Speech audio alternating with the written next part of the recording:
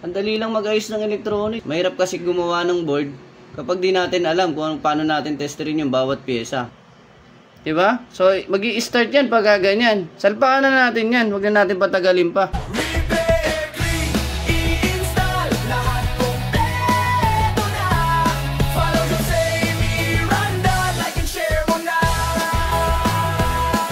Ayan guys, good day sa inyo. Meron tayong bagong tatalakayin, EO error, no? So, i-troubleshoot na natin siya. So, ayan guys, tignan nyo yung ilaw niya, oh. Steady light. Ayun, no? Steady light lang siya. So, hindi siya nang ipag-communicate kay indoor. Ngayon, may power siya. So, dito tayo mag-check sa communication section. Susundan lang natin itong itim. So, ayan guys, ito yung signal niya.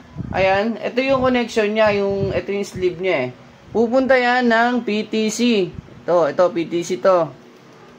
Then, pupunta ng diode, papuntang capacitor. Then, next, papunta ulit diode. So, check natin yung mga connection yan, no? Kung good pa ba yung mga yan. So, tutusok tayo dito. Dapat yan, may ano yan, may 2K. Ayan, pasok pa yan. Then, check natin kung magkukontak papunta rito. Yan, may contact din. Then, yung diode, check din natin yung diode. So, diode tester tayo, no? Siset natin. Follow naman kayo dyan. Papunta ng capacitor. Check natin kung may contact.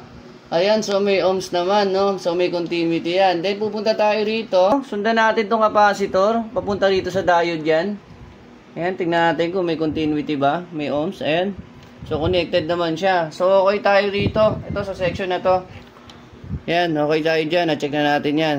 Ngayon, check naman natin yung optocoupler at saka yung mga resistor dito. Then, yung kanyang transistor. Ito, mga transistor yan, no? Check natin. So, ayan guys, check natin yung optocoupler. Ayan. Klase siya ng diode. Okay, wala. Balik ta rin, dapat meron. Ayan, natin. Ayan. So, okay naman. Nababasa naman yung resistor niya. Then, check natin tong resistor. Value nito is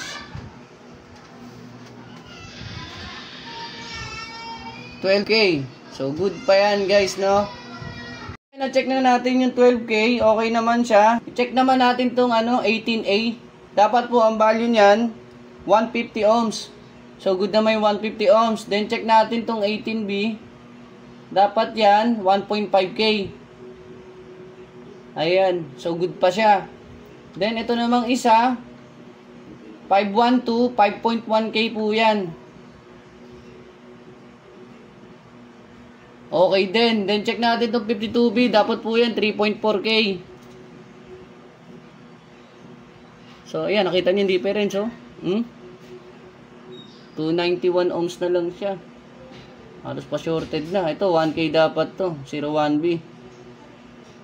Ayan. So, tanggalin muna natin to para mabasa natin maayos. Gamit tayo hot air.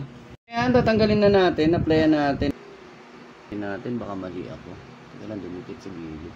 Dito lang yung bahagya. Ayan.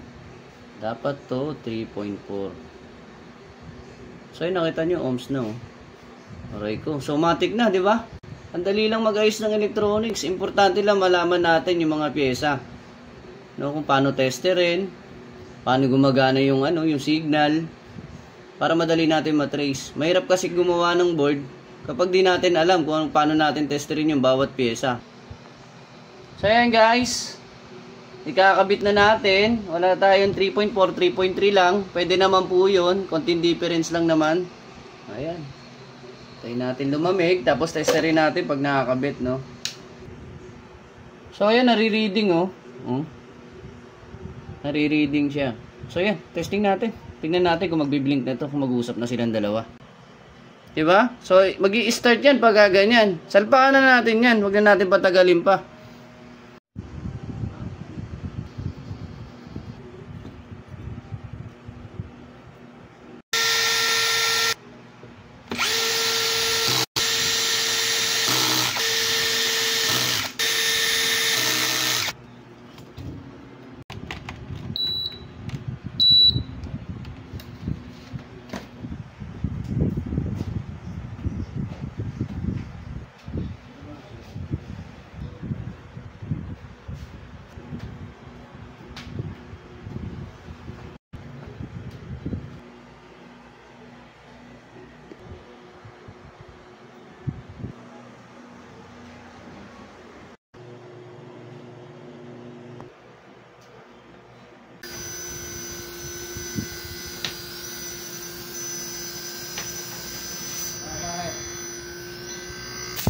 So, okay na.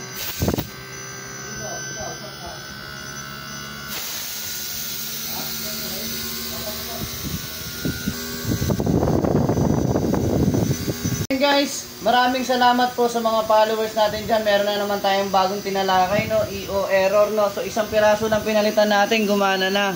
Sa mga gusto magpaturo, pwede po tayo mag-online tutorial. Baka magpaparepair naman po dito. 8 to 5 PM po ang aming operation dito. So, maraming salamat po. Patuloy po tayong tumangkilik sa mga video natin para marami tayong matutunan. Maraming salamat. God bless po sa inyong lahat sa suporta nyo.